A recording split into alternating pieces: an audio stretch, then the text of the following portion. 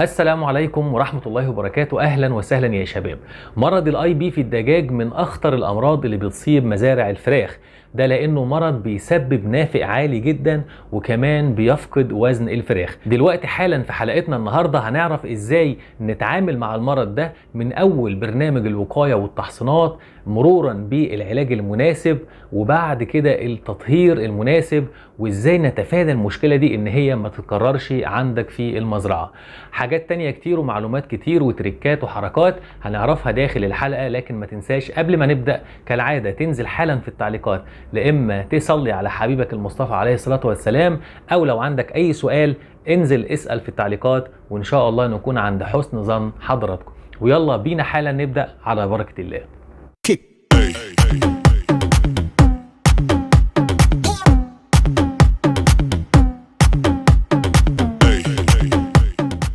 المرض ده خطير جدا جدا. خطورته ان هو سريع الانتشار، يعني لو جه في قطاع او في مزارع بيصيب غالبا معظم العنابر، بيصيب البلد كلها. تبص تلاقي كل الناس بتشتكي من نفس الاعراض.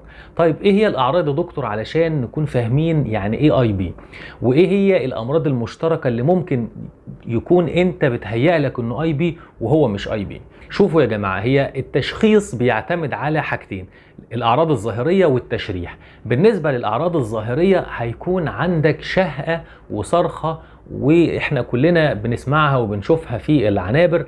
الكلام ده كان واضح جدا السنين اللي فاتت، لكن هل لازم يكون في شهقة وصرخة في العنبر؟ مش شرط. حاليا في عطرات متحورة تبص تلاقي الفراخ فيها اي بي من غير الصرخة بتاعت زمان. من 7-8 سنين كده كنا نسمع العنبر كله او الفراخ كلها بتصوت وبتزعق في العنبر. دلوقتي ممكن تلاقي الدنيا عبارة عن شهقة بسيطة، اللي هي الفرخة يعني ايه مش قادرة تاخد نفسها، وتبص تلاقي النافق عالي. اذا الاعراض الظاهرية عبارة عن مشاكل تنفسية، اعراض تنفسية بتظهر على القصبة الهوائية، عبارة عن شهقة او صرخة او زعقة زي ما حضراتكم بتسموها. طيب هل في امراض تانية بتعمل نفس المشكلة؟ عندك مثلا ال H9 الانفلونزا، عندك الميكوبلازما بتعمل الشكل الظاهري اللي هو الفرخة بتشهق من زورها. طيب نعرف ازاي اذا كان اي بي ولا H9 اللي هي الانفلونزا؟ دي بقى بالشكل التشريحي بتكون يعني الى حد ما ممكن ان انت تعرفها من خلال شكل السدة داخل القصبة الهوائية. بتكون السدة في ال H9 او الانفلونزا متفرعة من الرئتين، بتكون اصلا يعني في الجزء السفلي من القصبة الهوائية وساكنة في الجزء السفلي من القصبة الهوائية بعد البايفوركيشن.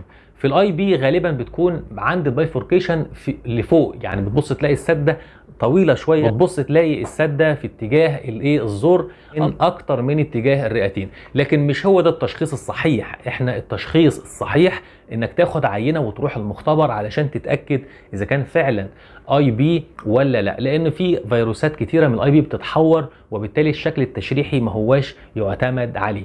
خلونا ندخل دلوقتي بسرعة على برنامج التحصين والوقاية او العلاج الصحيح علشان نتعامل مع المرض ده.